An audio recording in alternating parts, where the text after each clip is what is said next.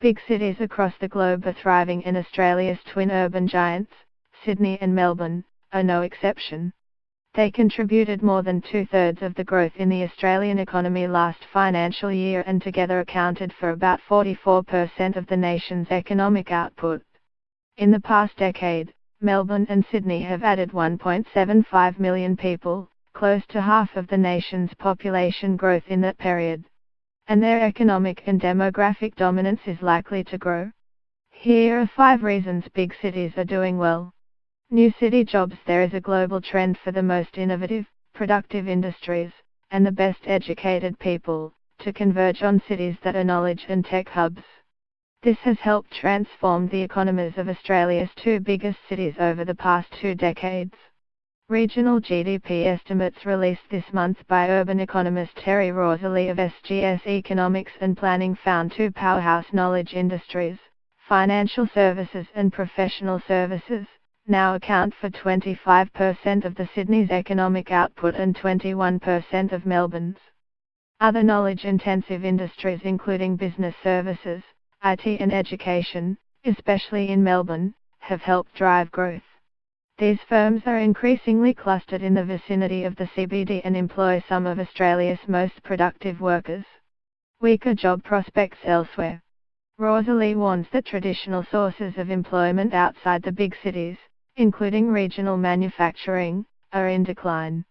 Demand for new mining-related employment has also been weak since the end of the resources boom. Average annual economic growth rates in regional New South Wales and Victoria during the past decade have been way below Sydney and Melbourne. It means there are both push factors encouraging workers to leave regional areas as well as pull factors luring them to cities, especially the prospect of relatively well-paid jobs.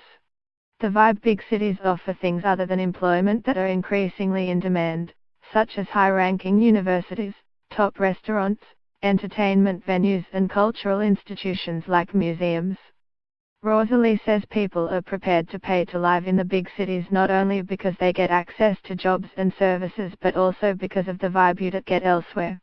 Richard Florida, an American urban studies expert, writes that big cities have become places where talented, well-educated people feel they need to be.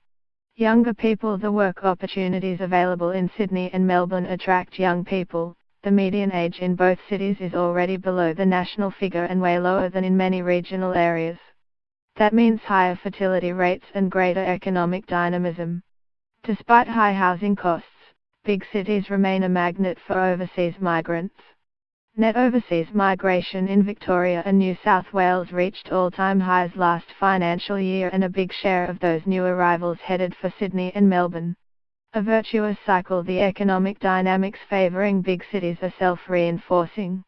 Across the world they are bringing together educated, ambitious people, dubbed the urban creative class by Richard Florida.